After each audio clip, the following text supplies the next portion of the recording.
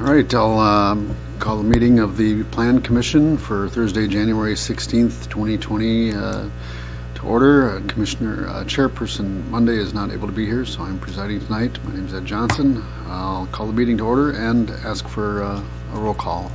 Sure. Taken. Johnson. Here. Lewis. Here. Bastian. Here. Parpart. Here. Zapataki. Here. Traxler and Monday are excused. Very good, thank you. I believe the meeting was properly noticed per state statute and local ordinance. Correct. All right, thank you. Next, if there are any, item number 4 is next to approve the agenda. Anybody? So move. We have a motion by Zapataki to approve second the that. agenda. Bastion, second. Wait, what? We have a motion and a second to approve the agenda. Any discussion on the agenda? If not, all in favor, please signify by saying aye. Aye. Any opposed? Okay, the agenda is approved. Next is item 5 to approve the minutes from the 11/21/19 Plan Commission meeting. I've reviewed them and look in order to me. Anybody else have any comments or concerns? I'd agree and motion to approve the minutes from the last meeting All right. of November the 21st. I'll second that. Motion and a second to approve the minutes. Any discussion on approving the minutes? If not, we will signify our approval by saying aye. Aye. Any opposed? By saying nay. All right, the minutes are approved. Item number 6, citizen comments. We have no citizens signed up nor present to make comments. Item number 7, unfinished business. I take it we have no unfinished business. There's nothing on the agenda. Moving on to item 8, new business. Item A, review and discuss the draft chapter of the Columbus Comprehensive Plan. For this, I'll turn it over to Matt Schreiber. Sure. So, as we've been working through this process here over past year now, tonight we're to the land use, which is generally the probably most focused upon chapter, or important, I guess, chapter of the plan. It really kind of looks at kind of past trends and then future. It kind of makes a best guesstimate for future development patterns and making sure you have adequate amounts of land designated for each type of use moving forward. As you can see that we have up right now, these are in your packets too, but this is the future land use map. Lisa, if you go to the second page where you're, scroll back down, sorry. I guess that was. So you can see here, there's scroll down a little bit more, please. You can't read it, but okay, so the yellow here is the residential land uses that we have.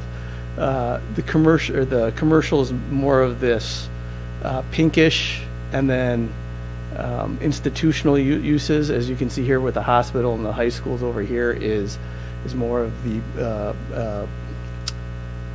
purplish color. Some commercial land use in here is red. This hatching right here is specific only to Kestrel Ridge. They call it commercial recreation. Could you scroll back up, please? Sorry, we tried to do it so I could do it from the desk, but and then purple in here is industrial. We have more commercial. This is called business park.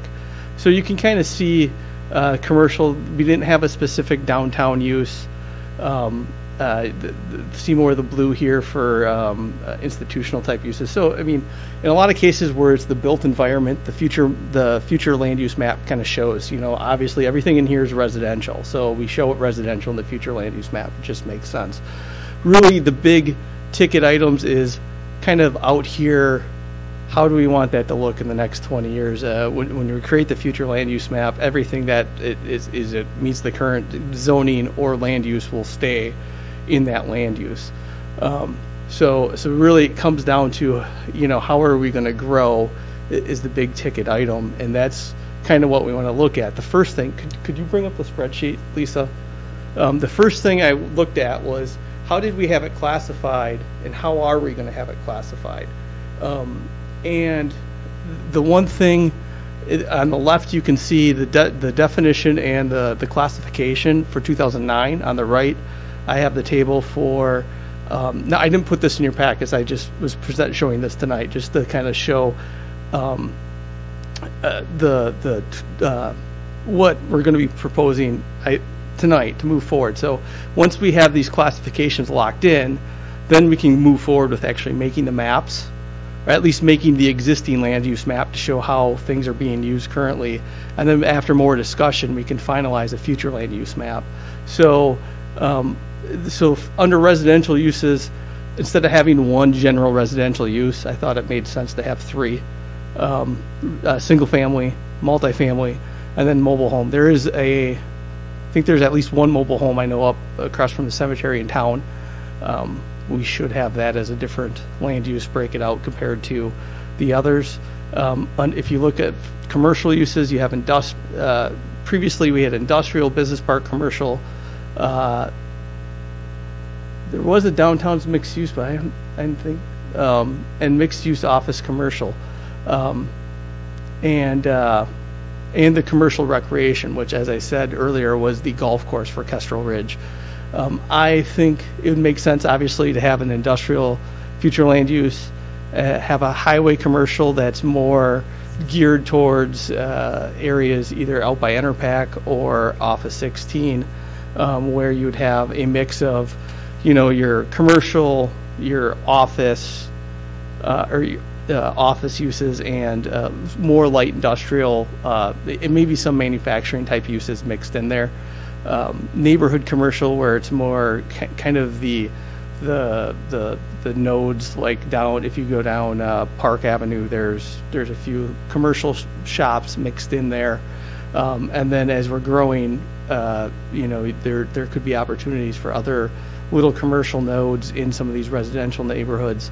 And then the downtown mixed use district's pretty clear. I mean, that would be preserving what we have, but also encouraging, more pedestrian oriented type development in the downtown area, and then also redevelopment kind of within the downtown area. Then looking at the public uses, we had parks and recreation. I just thought it would be better if we classified it as recreational.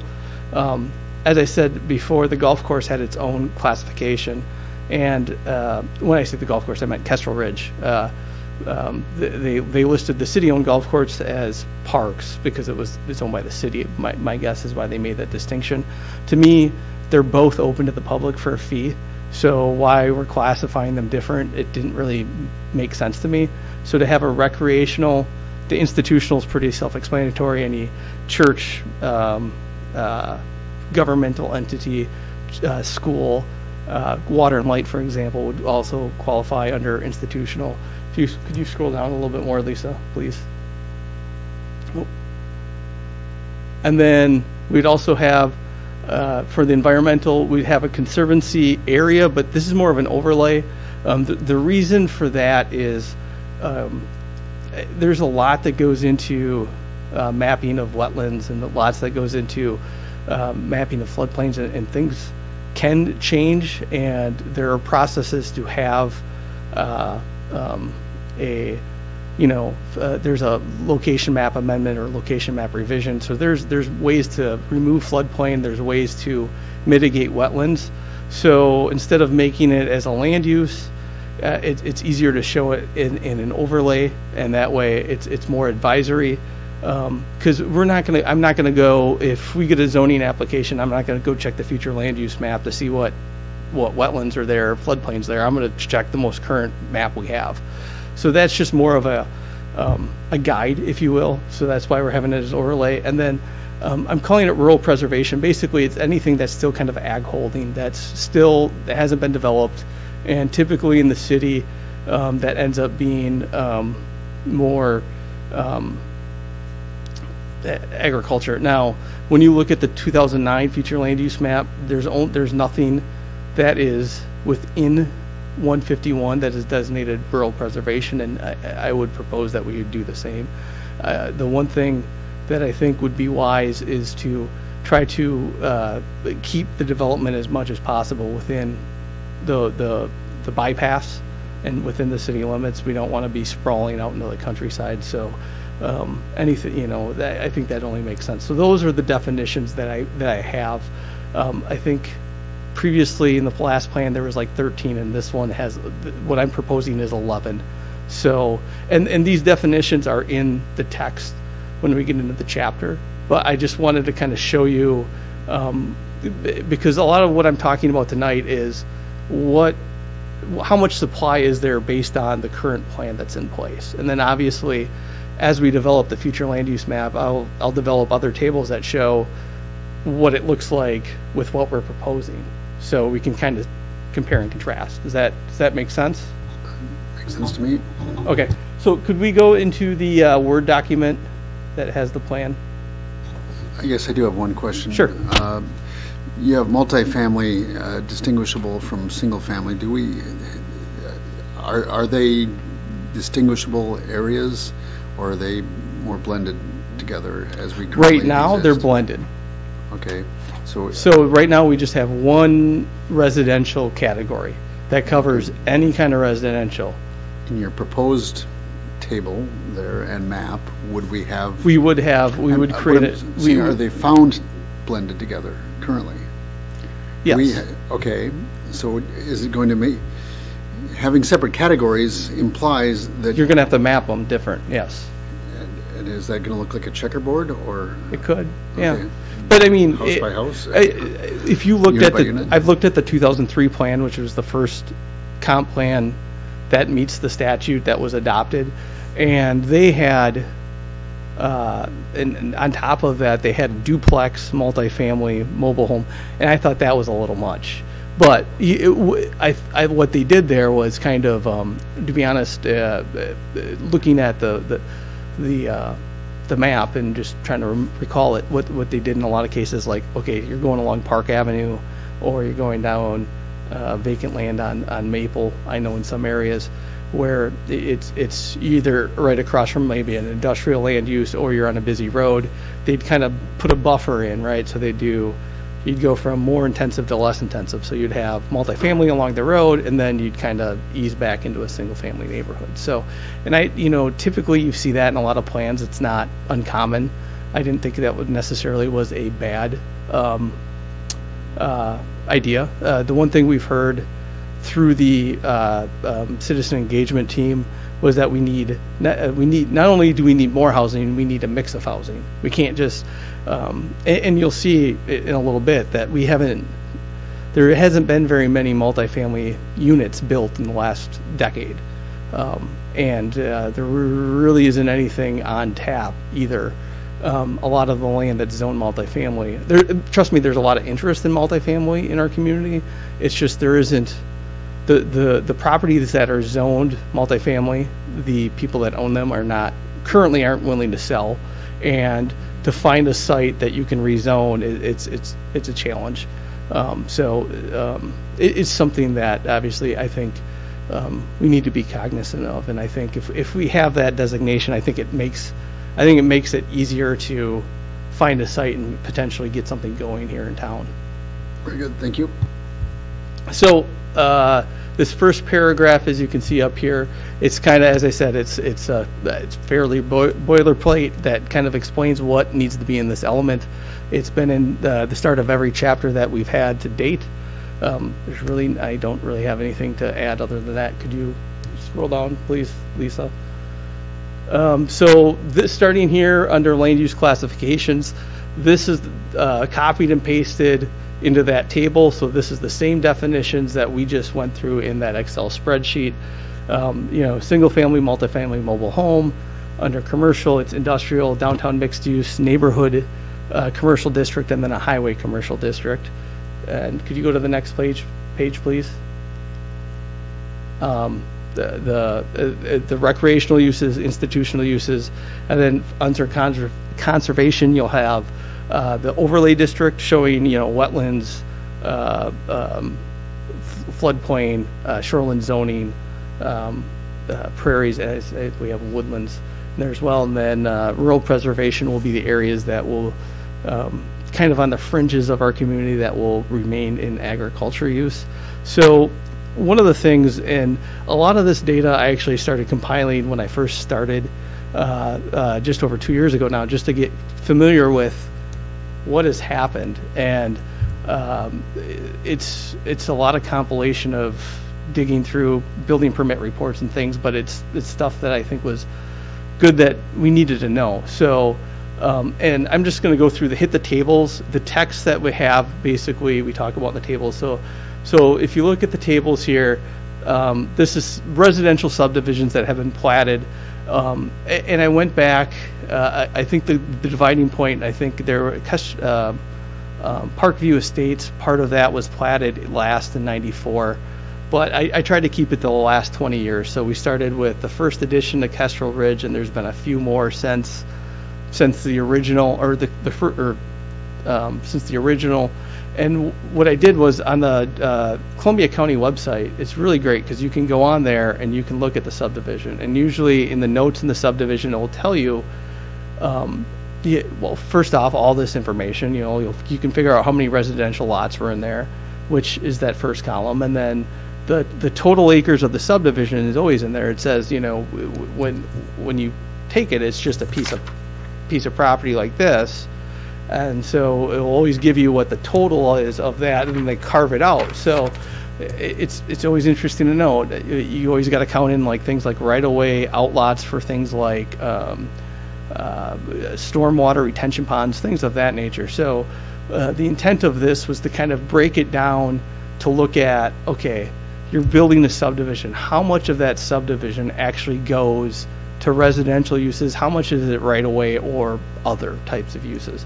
So that's what the total acres is compared to the total acres for single family lots. I will note in Kestrel or Cardinal Estates and Community Trails. Now Community Trails is a tricky one because that was platted in 2008 or 2007.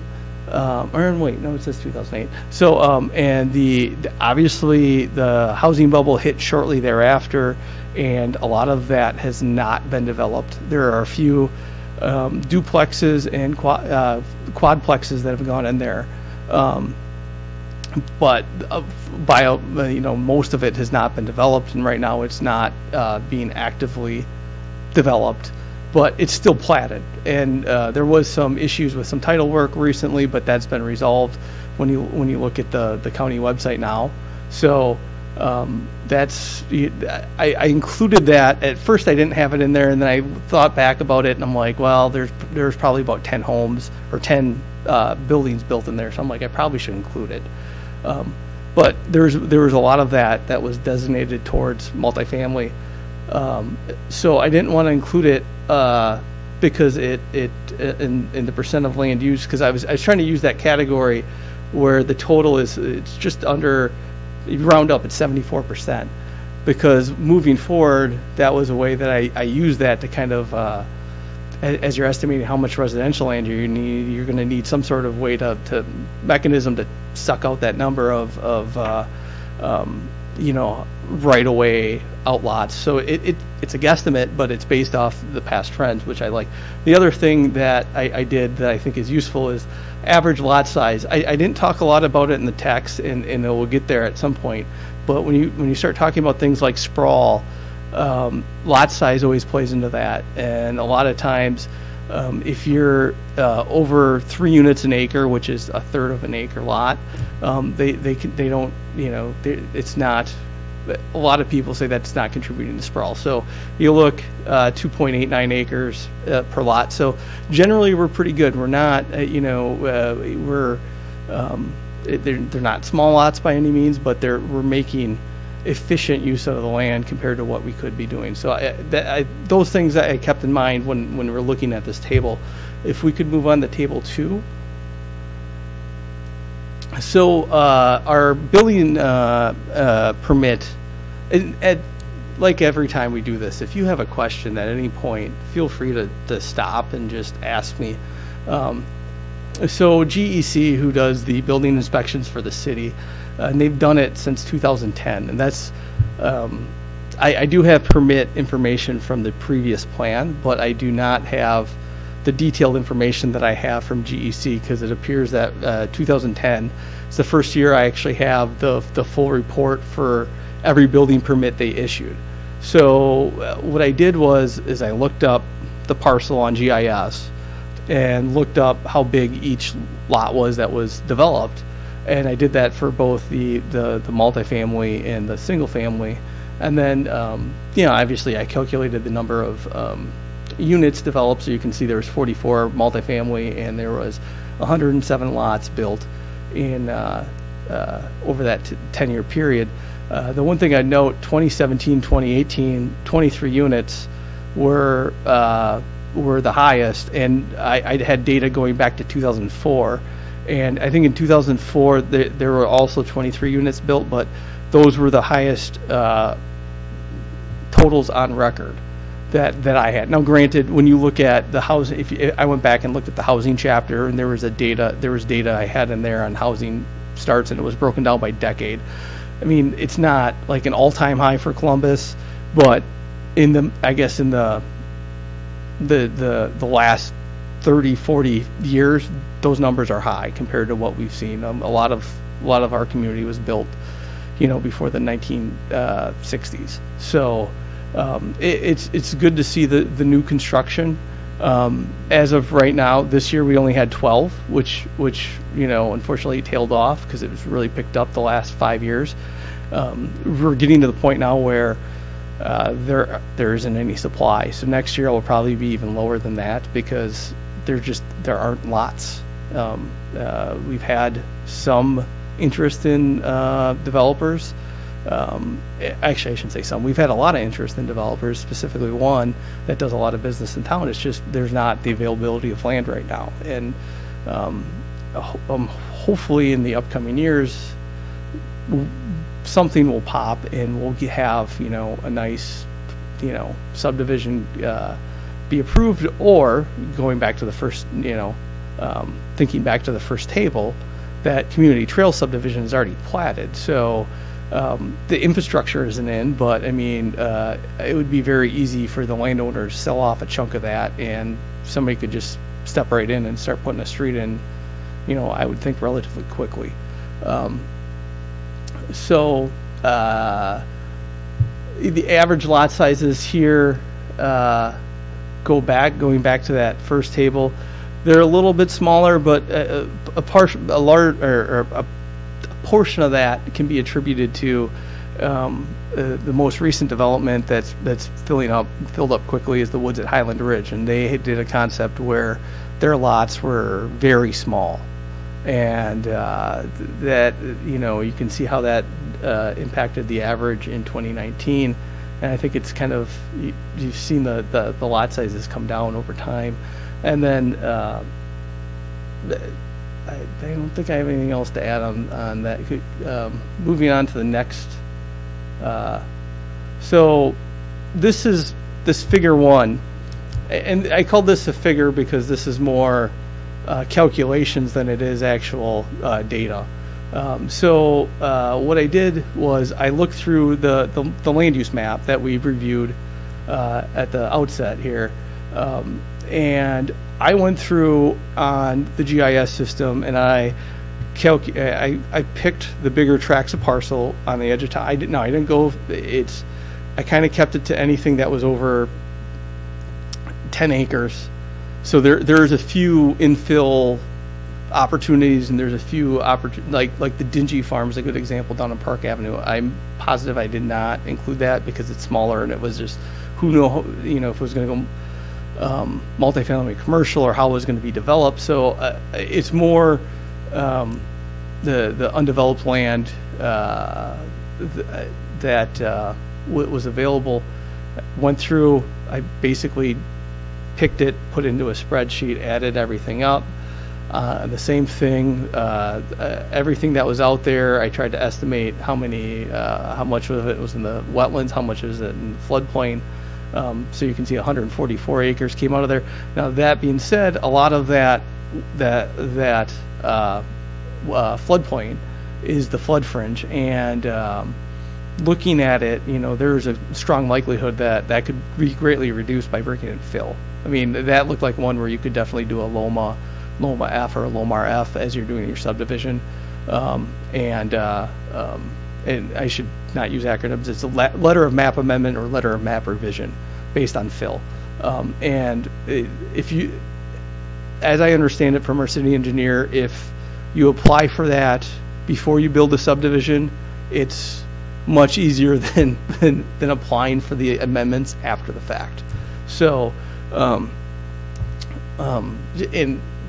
I guess that's just more anecdotal than anything, but you can see I come up with a totable buildable residential land, and then from there I use the estimate from the subdivision table to kind of figure out how much are we going to need for right-of-way and other dedicated lands, and then I kind of back into a total of 231 acres for future residential development. Well, that's great, but what does that mean total, for the big picture? So if you go down to the next table, please. The one thing I did was, so I'm like, okay, what does that mean? How do you quantify that? How do you explain that to the public? One of the things I thought was, okay, we'll do scenarios. We'll look at, I call it rapid growth, average growth, slow growth. I don't know if I'd necessarily love to average or rapid, but that's what I use. So just looking at the trends and thinking what's reasonable, I said 25 units, and I know that's higher than what we've shown, but I really think that if we had single family lots available, I think I think in 2019 we would have kept going up if the supply was there, but we don't have the supply. So it's partially projecting. So then the average, I just kind of split the difference, and then the slow, I said 5. And really what I did was I kind of looked at the beginning part of this decade where the lots weren't not that many lots went off the shelf, but then also we had building permit data from 2004 to 2010 from the last plan. I just didn't have the addresses, I just had the number. So, Brad. When you say supply, do you mean lots that are not developed? I assume like if you've got it platted, you've got the infrastructure in, that would be considered available. Correct. To be built? Yeah. Because there's obviously plenty of land out there, even platted. Yeah. But, so that's not considered available because an individual builder could not come and build on that. Correct. And maybe I should have said shovel ready or marketed. It's right now, if you were looking for a lot in town, I don't even know if any of it is actually being actively marketed. I don't think there's anything left out in the woods, and maybe there's a few that Trinity has down in Cardinal Estates, but outside of that, I'm hard pressed to think of a location where you're going to be able to find a lot, because I know Crestford Ridge built their last lot early in 2019. Yeah, that's what I meant by I meant developed and built, yes, ready to be built upon. I do feel pretty confident that the amount of data we have for single family is pretty adequate. So those numbers are fairly good. I guess on the flip side, the amount of multifamily built was kind of guesswork because it's been so scattered. As I said, I've had a lot of multifamily developers contact the city. It just hasn't been able to find that sweet spot to find them a lot with the zoning that they could get something done. Also within a price point. I mean that factors into it as well. But I mean, I said 24 because I mean honestly, one development could quickly build 24 units. I mean that I know that could happen. So I put 24 and then 6. And then 0 because there's been a lot of years where we haven't had a duplex or at least a duplex go up. So, and I based that off of the previous table's average lot size and the density to figure out, okay, for under the rapid growth that would mean 9 acres a year, or 9.31 acres a year, and then 4, and then 1.24. And what I simply did was to figure out what that meant in how long would that land be there was I divided that number into the number that we calculated in table 2, that 230, or in figure 1, that 231 acres, and that gets you how many years would we have land available for that land use. So it was, I guess I don't really have anything to add anymore. Anything other than that to add? Any questions on that figure or how I calculated it?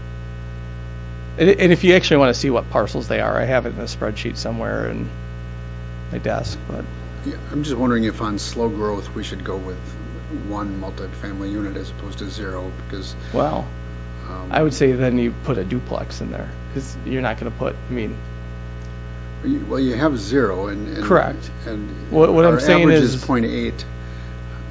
What I'm saying last 2 is years. one unit. I'm talking like unit is apartment, not development. Okay. So well, I think technically, the fewest you could do is 2, not that. it's a multifamily unit, isn't that Correct, a minimum but that I'm talking units. So each dwelling unit is a unit. Okay, then That makes sense. So all right. To me, a multifamily unit by definition has 2. correct. That's why I'm saying it would have to be 2. I'm counting each dwelling unit in that Okay. that okay. total. So if that's confusing, I apologize. Whichever. I just don't know if 0 makes sense when we have been averaging 0.8. So it's just my thought. No, I can do it. I mean, it's a projection, so Some bottom barrel baseline, I guess, is what you're talking about. But to your point, yeah, it's 2, not 1. Then I guess it'd be Yeah. a duplex scenario. No, I will do that and see how that changes, because especially when I ran it and said 186 years, I'm like, there's no way, based on what I know, that we're gonna grow at 1 acre a year. I mean, just with everything that's happened recently with Madison, Sun Prairie, the development pressures out here. I mean, it's just going to be hard to be that slow. But Correct. Just to kind of give a range for what could happen. To me, that's not slow growth. That's no growth. And I realize slow is encompassing 5 single families, but 0 multifamilies. It does a disservice to the definition, I think, to keep it at 0. Okay.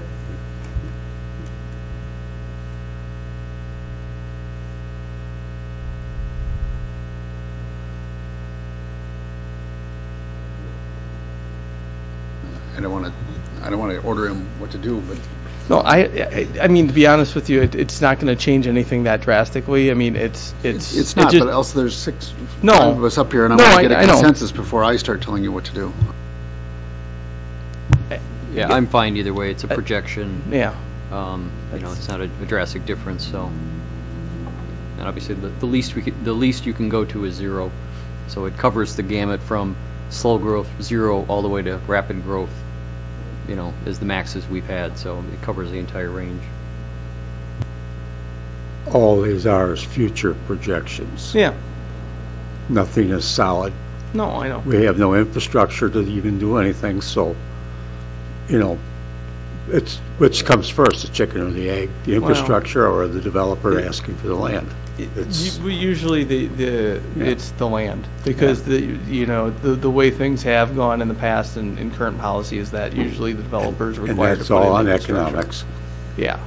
So How did we trend? I kind of missed the MF units on the right of the table above. Well, how did Could we you go trend from 2004 to today? from Multi. 20, how many did we have? We had 44 over that 10-year period. And But from year to year, how did we? could you scroll back to table would help. 2? Just what is Next, 0 compared there you to- go. So in 2010 we had 24 units, and those are the side by sides out on Avalon Road, kind of off of Western Avenue, out on that.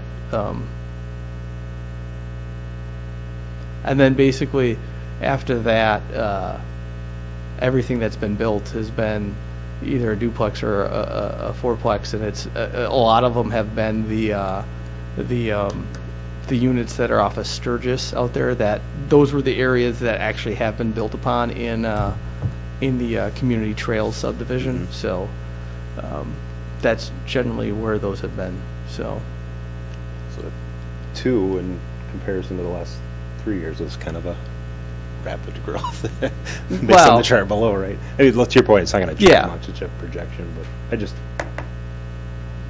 I was watching this more than that, I guess. No, that's fine. When we were scrolling through it, so I was curious how we trended overall in the last yeah, 10 years. So, thank you. yep. Any other questions on this? Okay, could you go to the table 3? I believe is what we're looking for next.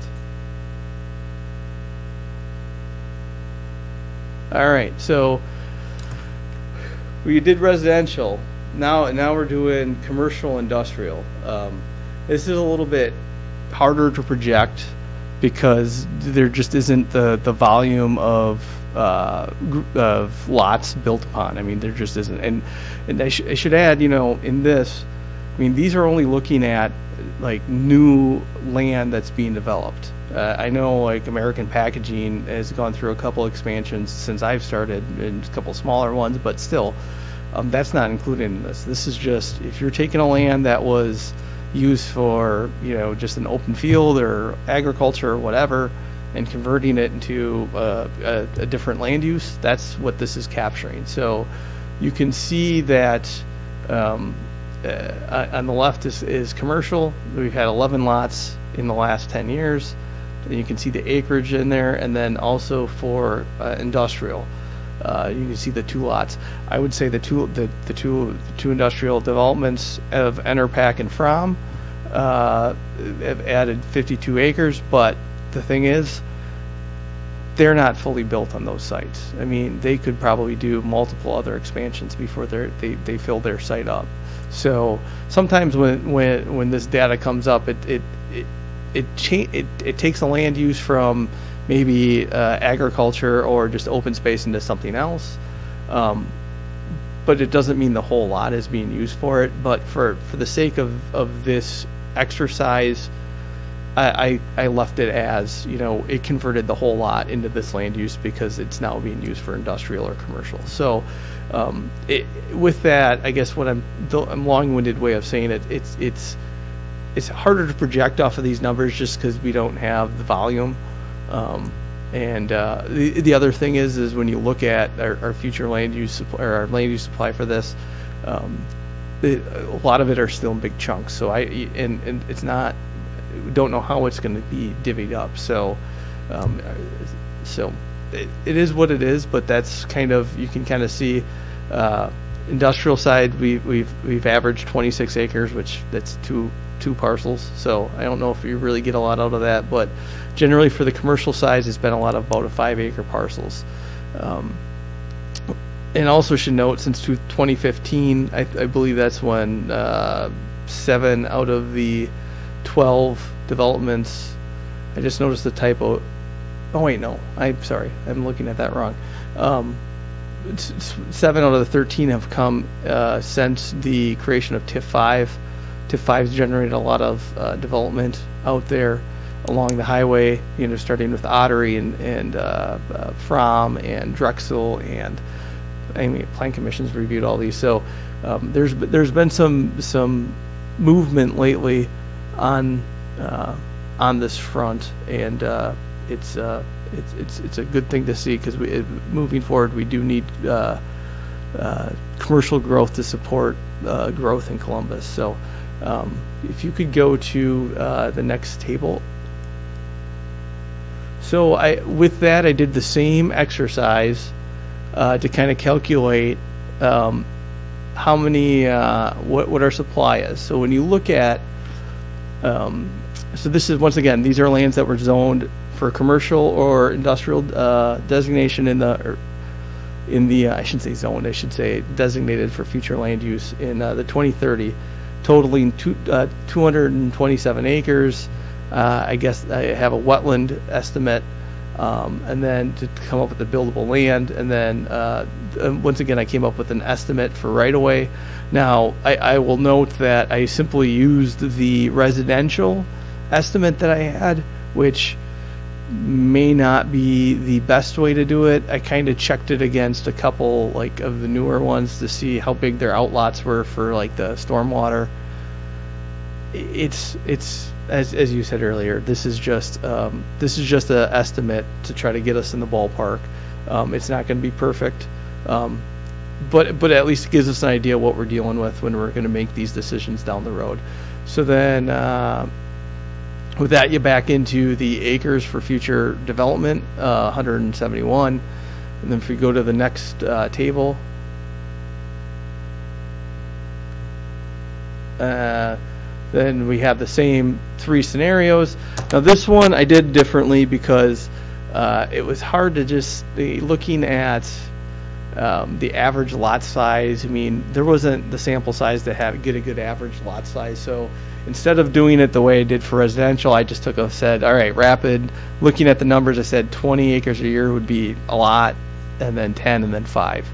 That's how I broke it down. I just figured that seemed the most reasonable, and then from there you get some land supply, 8 to 34 years. So the one thing that you can kind of see just off the cuff, before we get into like some of the points I want to talk about, is that it appears that if things go quickly for commercial growth, even though it seems like we have a lot, we could be out of it quicker than we could for residential, based on how we have the previous land use map. So I mean, that it's just something that I didn't think would show up in doing this exercise, but it did. So if you could scroll down, Lisa. All right, stop. So tonight, these aren't going in the plan. These are just things we needed to discuss tonight. So before I go and finalize anything or start to work on a future land use exercise, I think we needed to have a discussion on. So first off, the Hall Road parcels. You guys probably maybe know this also. I was going to call it the Niehoff property. It actually kind of started this whole process. Before I started, there was a rezoning application for the Niehoff land that Thomas Niehoff owns out on the north. I guess it would be the northwest corner of Hall Road and Highway 16. Wait, yeah. And it's a 43-acre parcel. Right now, the future land use map shows it as residential. And they went to apply for a rezoning, and as I recall it, this group, well, as I was told, because I was not on staff yet, but this group recommended that we take a closer look at our comp plan before we do anything, because we're talking, an important parcel. And granted, this parcel also has been talked about for other uses. I believe at one point the school was potentially looking at that site as well. So it's been looked at for a variety of uses. The one thing that I kind of thought after seeing the numbers was that, and I've always kind of thought in the back of my head that being that it's on the highway, being that it's across from existing commercial/industrial uses, that 43 acres might be better served to have that as a commercial designation rather than a residential designation. And the other thing with that is, being that you're kind of isolated out on the edge of town, I mean, everybody that lived out there would be very auto dependent, and to put a sidewalk or any sort of other facility out there would be. It's closer now than it was before the James Street project, but still, it's not ideal to have 43 acres, which you could get a lot of folks out there. You could probably get a couple hundred living out there that have no access to other than using the car. So I mean, it kind of, to me, having it look at commercial because it's on the highway, or maybe you do a mix where if it's on frontage on 16, it's commercial and then multifamily or residential in the back. You could consider that. But I think that's something that we need to think about, especially when you look at the impact. If you take 40 or there's 40 acres north of Hall Road, and then there's about 18 acres south of Hall Road. If you take those, it adds up to about 60. If you take those 60 acres out and change it from residential to commercial, then, or commercial/industrial, then the supply for commercial growth under average scenarios goes up to about 20 years, which kind of gets us to the end of our planning horizon. And the residential has a little bit of impact. It goes, I believe it goes from 57 to 46. So it's still, we still have adequate amount of commercial land if we considered something along those lines. Now, I guess I just kind of want feedback on this. I'm not, I think it could go both ways, quite frankly. But I think there's, when you're doing the checks and balances, I think there's more on the commercial side than there is on the residential side. The one thing I would say for the residential side is, I do know the landowner is fairly willing to sell, and the issues with that site have not been about the location. It's been more about the logistics of getting utilities and things to that the developer can make money. So right now it just doesn't fit for residential out there because of the utility costs. That could change with a few other developments, but as it stands right now, that's where we're at, and that's why nothing has went in out there, even though there's been a few proposals. Yes. Yeah, that was kind of the thinking of previous things that I've been associated with, that it would be maybe not the greatest thing in the world to start a residential community outside the belt line, as they would say. Yeah. Keep everything residential as long as we can to the inside for infrastructure purposes and things like that. Mm-hmm. And I would wholly support this commercial industrial. Okay. But with that slight possibility of a residential lead from the backside. Yeah. Would that be covered by mixed use, what he just mentioned?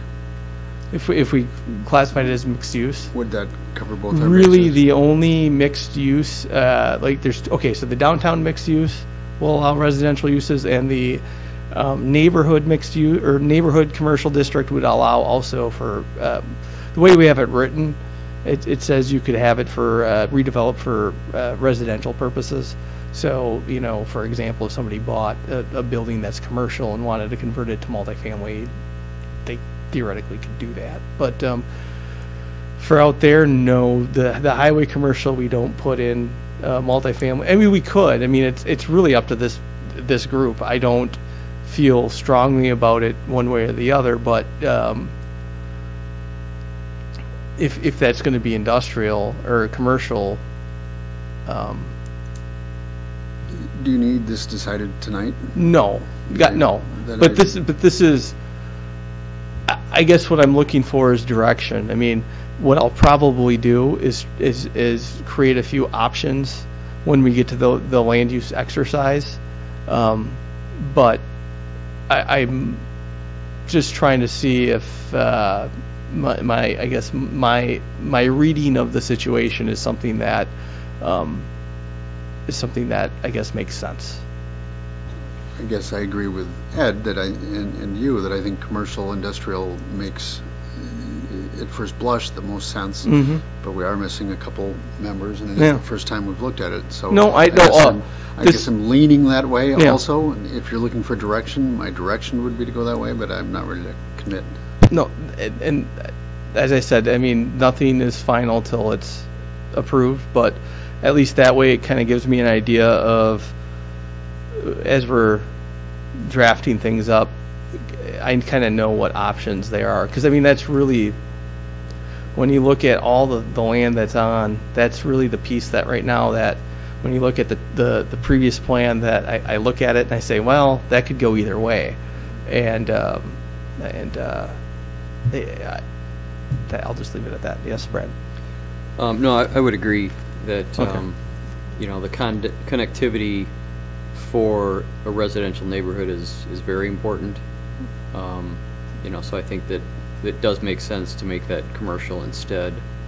or some kind of mixed use. But yeah, I think the residential, if you needed space, I'd rather find a spot that was somewhat connected to some kind of, path, trail, whatever it was, instead of being way out there.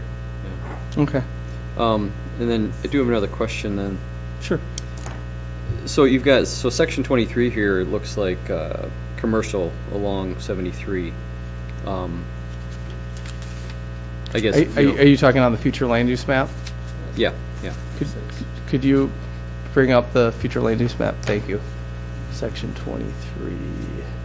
On 73. Yeah, Keep southwest going corner. down, please. Yes. And I should note that this was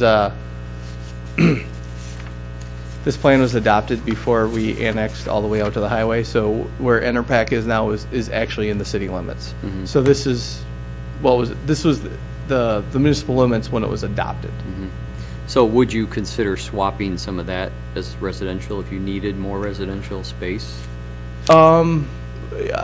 The property owner out there actually had a traffic impact analysis done back in 2012, and I have a copy of that. And quite frankly, the plan that they had put in back there makes a lot of sense to me. It's a mix of kind of commercial along the highway, so like commercial, more like retail type uses, maybe a hotel or whatnot, and then a mix of industrial manufacturing, and then also some residential in the back. So honestly, when we get to the point of drawing the map, I'm going to probably use a lot of the concept from that. It might not be exactly how they had it laid out, depending on what it looks like now, because I know some things have been developed or platted down in there from the last time we did the plan. But I mean, really, the concept I think makes a lot of sense, and I think that's something that, and granted, when we get to that point, I mean, this entity and the council will have to approve it. But I mean, Yeah, and there's a lot of residential yellow on this map still to be filled up, so. Correct. Probably not a big concern. And there's a couple spots that, for example, why we have this up. So there's a couple parcels here that total about 30 acres that this shows part of the golf course, when actually that's owned by a private entity, and it was always envisioned that it was going to be a last leg down to 89.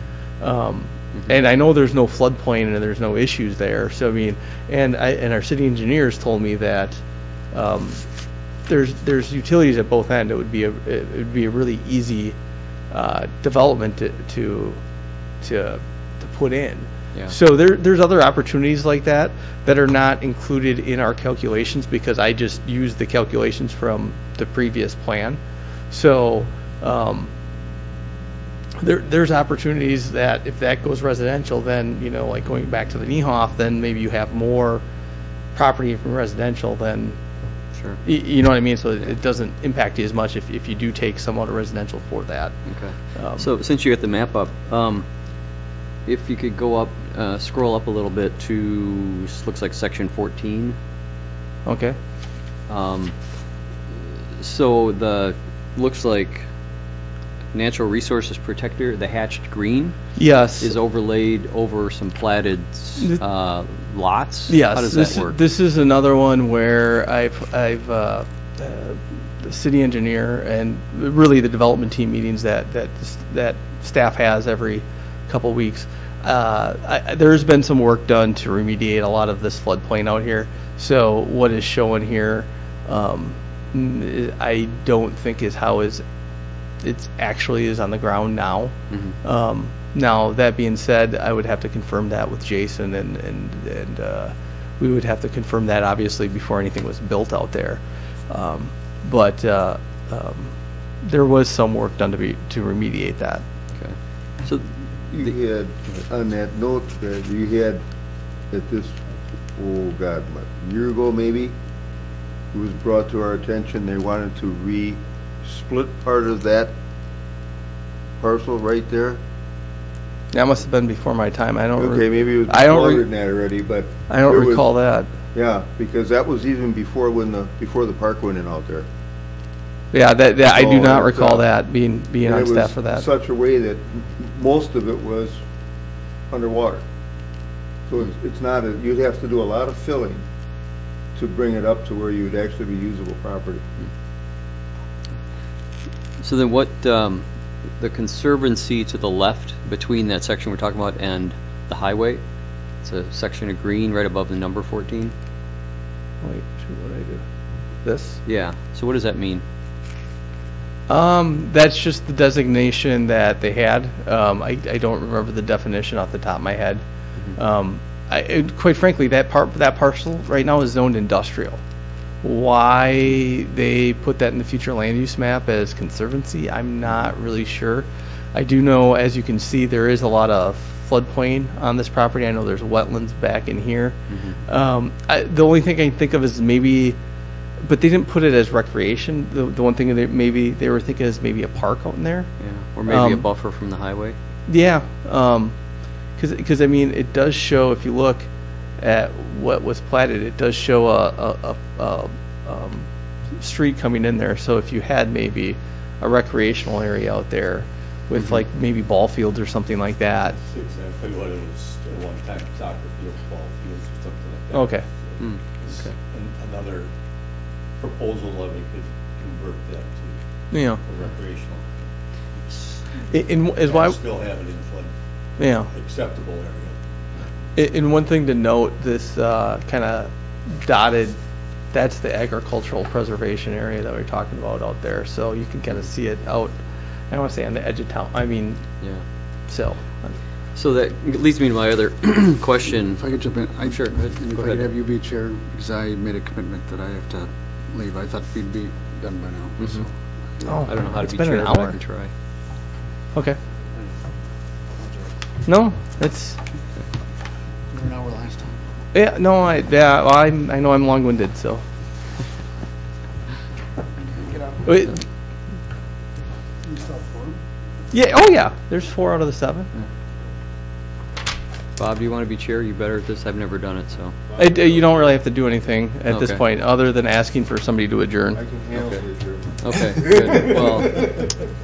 Well, If you, we'll if- support you on that. is there any other discussion on? Yeah, on this? Okay. another kind of a bigger question was, so you've plotted out, the future growth of the residential and the future growth of the industrial commercial. Mhm. But as you add the people for both of those, either the companies, the jobs, or Yeah. the people, we don't have any projections for increased institutional areas or increased recreational areas. And I would think both of those should also grow in the same proportions. Mhm. I'm not sure exactly. You may need more cemetery, you need a bigger hospital, you need maybe another school plat out in Cemetery. 20 years. My concern would be recreational, Yeah, because I agree. And could you go back to the notes or the Word document, Lisa? Scroll down to. Oh, wait, go back up. Maybe I didn't put that in there. All right, just go back to the bullet points and just let me read through it. Okay, so generally speaking, unless there is a like for the institutional uses, I mean, there's a few that come to mind in the future land use map. The countryside, the Ford that the city bought, we will probably show that as institutional because the plan is to make that into the, or at least the plan still is to turn that into the fire station. So that we would have to show.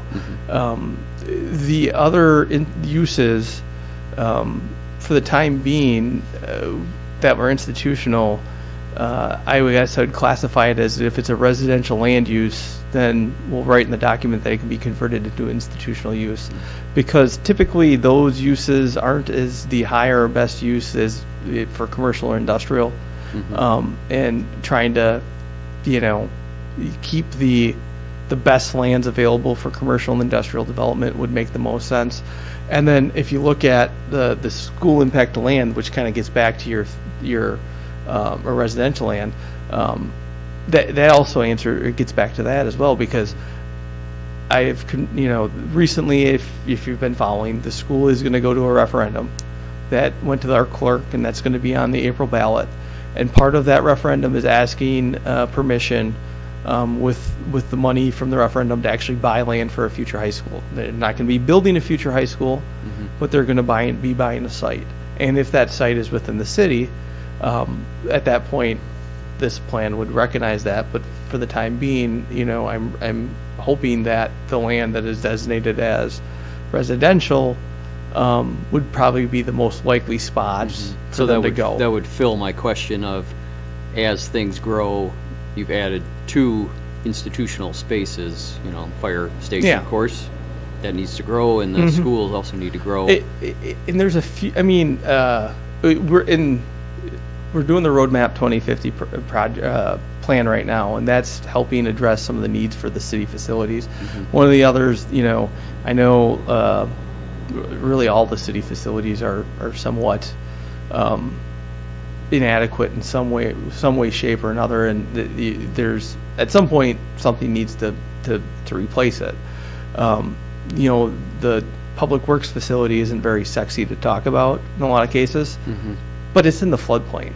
It's like one of those things that's There's just the thing you it don't just want in the floodplain is the Well, emergency services should not be in the floodplain. correct, and they are very instrumental when we do have a flood. Our public works does a lot of good things for our community, and it's like, so it's one of those things where, and I don't know, maybe they won't use a new building. Maybe we'll find a building that we could retrofit to their needs. Who knows? But when you're looking forward, there's definitely things like that are out there that are going to impact this. And whether it's a revision of the plan of the land use map is the way we have to do it. That's the way we have to do it.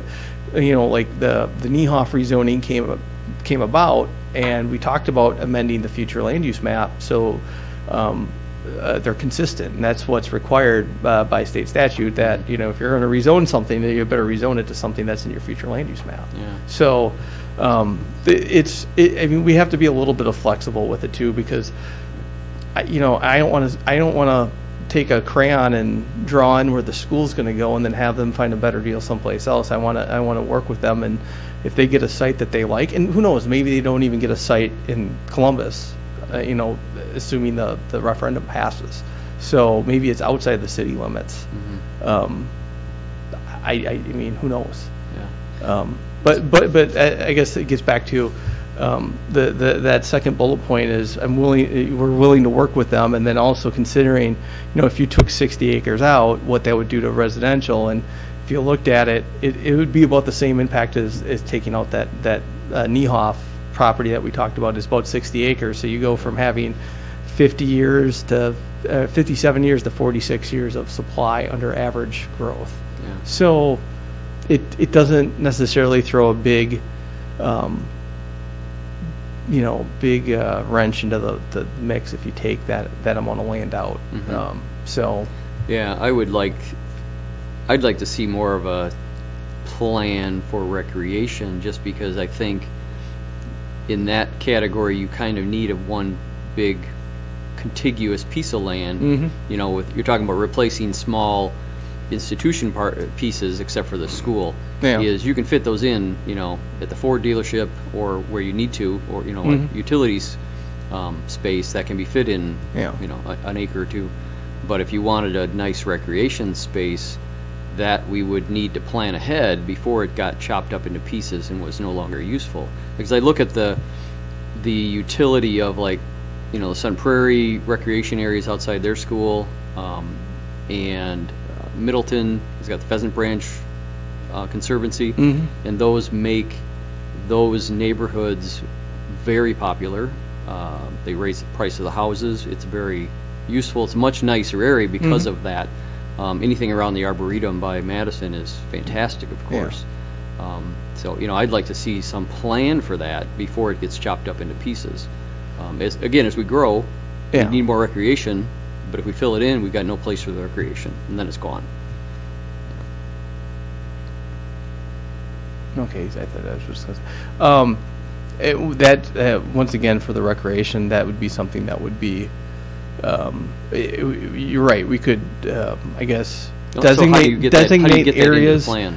Well, you do one or two ways. You could designate areas in the plan, or you could, make some sort of requirement that says for every, and I could go up and look, like, I guess, industry standards, if you will, that, for every 40 acres of subdivision built, you should have 5 acres of parkland. Yeah. And put that into our plan, and that's a requirement. And then moving forward, as we're working with residential developers, say, this is what we want. Can you designate a 5-acre parcel somewhere near your development? Yeah. Evan? As far as the Pheasant Creek, like some of that conservancy stuff, I agree with, and really, to me, the biggest thing to do is starting to use the creeks that are in our community, and making sure we're keeping, that we don't necessarily need to bring the shoreline zoning into effect, and maybe the city owns 75 feet on either side of the creek, and it becomes a trail system. You could do it really easily out in Robbins Creek, which is kind of it runs right along the. If you're out on Maple by Water and Light, it runs on the east side of the Water and Light building, and goes through. And the community trails subdivision that was platted, that's why they called it trails. I mean, they had a plan for a trail along the creek, which it would have been, in theory, it would have been nice. It would have been great, but obviously that never happened. And getting back into that 50-acre parcel that we talked about, that potentially that was conservancy and had ball fields, that might be another opportunity for. We have heard during the Roadmap 2050 process that recreational facilities, especially like the sports fields, is critical to a certain segment of our population. And I know, like some of the facilities we have now are get flooded a lot. Now, granted, you look at the map, that would be probably more of the same, but it probably wouldn't be as impacted as some of the other. It's better issues. to have that kind of facility than if you're going to use it for residential or Oh, yeah. industrial to Correct. flood, because Yeah. it's temporary for the most Correct. part, Yes. and easier to fix. Yeah, and if it's all grass, it doesn't run off to the next property, right? You want to keep it. Yeah. So, yes. So, could you go to the next page? We talked about the schools, recreational. And the other thing to note is that the infill development opportunities, like the example I showed down by the golf course, there's other infill opportunities in our community, and I would always encourage those to happen to help keep the development as compact as possible, to help offset impacts that we have a strong agriculture community that surrounds surrounds Columbus.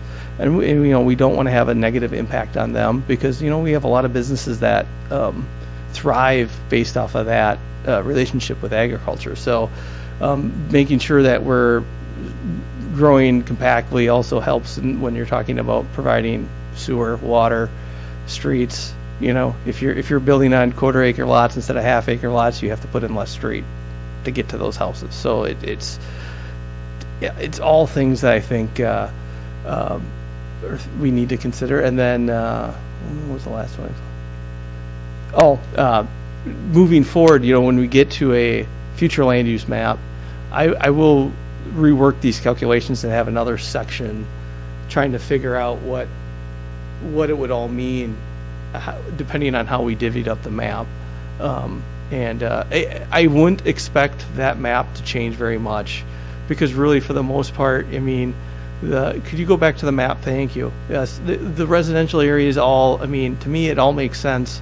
The commercial areas out by the highway interchanges all make sense.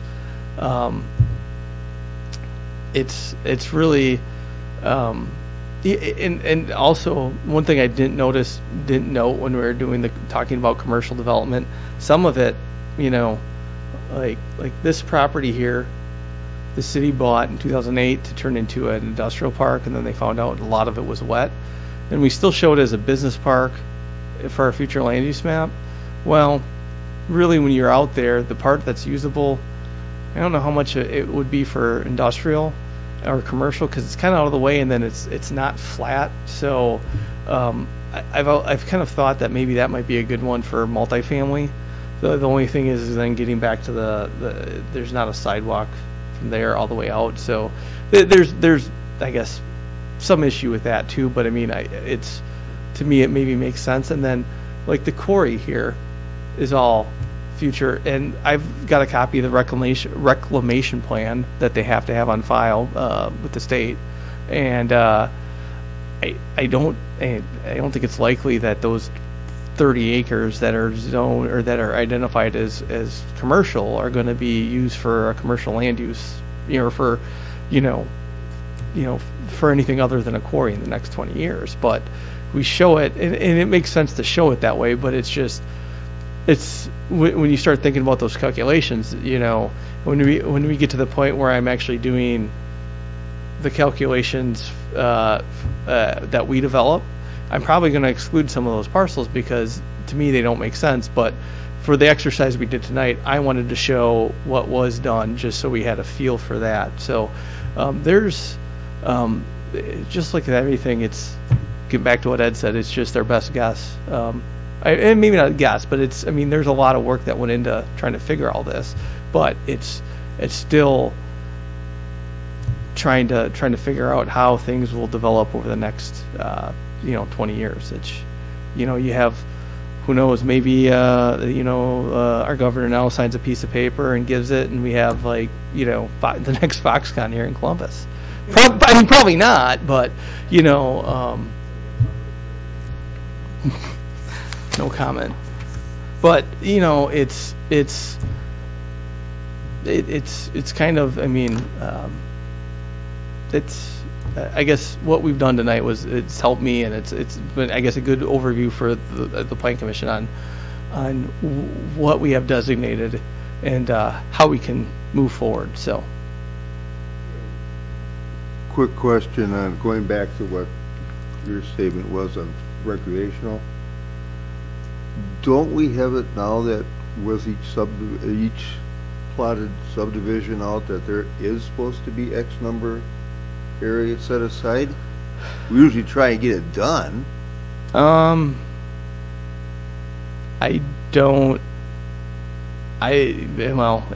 we haven't had a subdivision approved since I've been here, so but I'm trying to think to the subdivision code right now. I can't recall where it's at, but I don't have that code of ordinances memorized as well as the zoning code. So yeah, because every time we have historically when we've done it, it's always been hinted to the developer. I think Ed, you were in on some of this. Well, it would be nice if we had, okay, a lot here for the kids that live blah blah blah. It's not as big as what you're thinking. I'm thinking you're thinking it would be like for a lack of better terminology, sports complex type deal. Well, I know Kestrel Ridge, there's the Avalon playground that was put in that I assume was that actually not that when you look at the original plat, that was dedicated as a park when that was first developed. Highland Ridge in here, I don't believe there was a park put in at all. I know there was no park put in for the woods at Highland Ridge. Cardinal Estates, which is down in here, they put there is a bike, or there's a trail through there that connects from here down to here, and then there was, I'm not sure why it was never put in originally, but there was land that could put it in all the way up to here, and then from there to get up to the school you'd have to get easement of some sort to kind of come up where Dickinson kind of comes down. But then also there's land down in here that's, I believe, has been dedicated to the city that would come all the way out to Tower, and I don't think that segment's been built. So that you're right, that has happened in some of the subdivisions where at least a recreational type opportunity has been dedicated. Now, as I said, I would have to look through the ordinances to verify that if we actually had something in our ordinances that required it, or if it was just something that the developer did out of the. It was always brought up in the discussions. Okay. That to make it aware to the developer that, okay, it would be nice. In fact, the one out by Zion, the last one, that just where they put that house in, we had to readjust the lot, in the corner lot. there to Yeah. get it. We even threw out the idea at that point for that lot Yeah. to bring it to a playground type area for that. So I mean, it's things that are brought up all the time, but unfortunately, and you gotta understand the developer too, he's not gonna be getting the nickels out of what he wants to, you know? Yeah, if they have, unless it's mandated, they're not going to generally donate the land because it's Right. just money out of their pocket, Yeah. unless we say, as a condition of developing this, you have to factor in a certain amount. Otherwise, they're going to squeeze every, penny Yeah. they can out of it naturally, and that's what's going to happen. No, Suggesting that they do it is probably not going to work well. No. I mean, so I'm over by Warner Street, and I think that was done about the 2000s, I think, was when that started, that subdivision.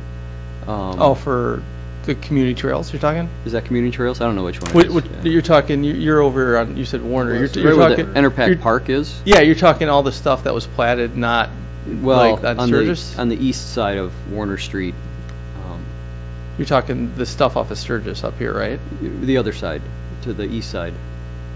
Yeah, so that. So I think Oh. as part of that plat, I thought the agreement was that they reserved This some was space for a platted park. recently? No, that's been Farther, quite a while. further south, right where the green is there. So that Enerpac Park Yeah. was reserved, but for 20 years it was just a patch of grass. Okay, that must have been, Those had the lift station in there and everything. Yep, right. Yeah, so it was set aside, well, but and I nothing know ever happened right with now, it. there's a right of way here, but once again, it's a patch of grass, there's nothing, Yeah. or like, I assume Hibbert was supposed to extend all the way through to Warner, and it Right. never did. I know there's been talks about, putting like a path in there because I mean Enerpac Park, as you said, is in there Right. now, or Enerpac, whatever it's called, Enerpac Playground, Yeah.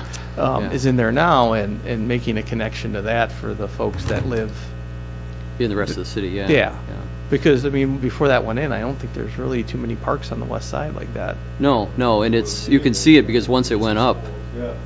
it's used all the time. That's yeah, There's somebody there all the time, so it's nice to see it. It's getting used. yeah. Another note is, I don't know if maybe part of this, as a suggestion or a question, is if we have some kind of connectivity trail path through the city, there's money at the DOT you can get sometimes for, safe routes to school or other trails. It's not easy to get all the time, but No, but if you have a it- plan and you can say we can connect this to that, those are more valuable, and you can, so you said there's a few spots we've got land, but they're not built. Yeah. So maybe there's some opportunities there. But So just so you, well, when I talked to you about this too. We applied for the MLS grant for a couple projects, and one of them was for extending trails. And the TAP grant is due next Friday. And somebody from the Southwest region reached out to me that I knew from back when I used to work for WSDOT and said, "Hey, are you guys going to submit anything for this?" And I'm like, "Oh, well, we didn't know the deadline was coming up." So I looked at it and I was just like, wow, that would be really good for the MLS grant, because the MLS was a first time program that got a lot of interest, and we submitted 2 projects, and after hearing how many, it's $75 million were designated for the program, and I think they got almost $1 billion in applications. Yes. So it's Well like, over 10 times the fund, well over that. Yeah, was so- requested. So I've thought, after seeing the email from we talked about it actually this morning at our development team meeting. I was just like, well, this is maybe potentially an opportunity. So I spoke with the program manager at the region office, and we actually have a Safe Routes to School plan that was done in 2009 that was actually sitting in our city administrator's office, and we're looking into submitting that as soon as we can. So Yeah, because there are opportunities. correct. And, I suspect that so many people applied for the MLS that they may have forgotten to apply for some of the other grants, hoping that they could get the 90% match, which was more and lucrative. The TAP grant is 80%. I mean, it's a very good program as well. Yeah, and those are hard to get to, but, without the connection plan, you're not going to get it. But if you do have the connection plan, and, there's a lot of value to those, eventually, then they can help fund some of those improvements for us. Yeah. Good.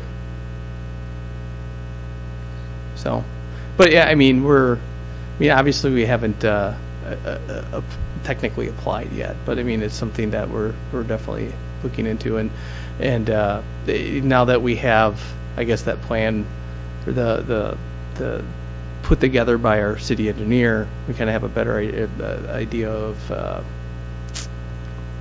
costs. We at least have a preliminary estimate, and there was actually, just to add to that, and I know this isn't about the future land use map, but there was also in my office, there was a study that was done previously that was a capstone project that basically shows putting in bike pedestrian trails along, kind of like along, as I mentioned before, along, like Robbins Creek, along some of the waterways for our community, as connectivity, and it was a really well done or well laid out. I don't know how feasible it is to get to all the parcels, but I mean, it's something that's out there. But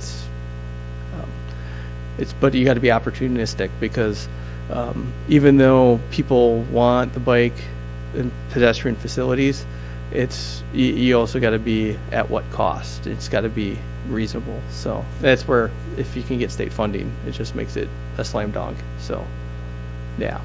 So I did not have anything else on this chapter right now. As I said, this gave me some direction to move forward and amend this, and every month we'll have, until it's done, there'll still be, and eventually you're going to get final revision chapters to review. They won't be as, well, hopefully they won't be as in-depth as this. They'll be more looking for edits, and in that case you'll also have more time to review them. I know I gave you short notice. Sorry about that. I turning in the new year, and I wanted to start getting things out quicker, but then I realized this is the second full week of the year, and I was like, crap, I was thinking third Thursday, and then I'm like, wait a minute, I did the math, and I'm like, so I apologize for that, but as I said, moving forward, I will be trying to have it more out earlier so we can review these and discuss them. So with that, I'll look at the chair for we're looking for a motion to adjourn, unless there's any other questions on the Anybody wants to make a motion to adjourn? I move that we adjourn. You got a motion? I'll second. Second? All in favor?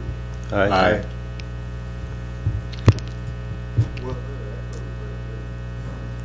Yeah, we got pretty in depth.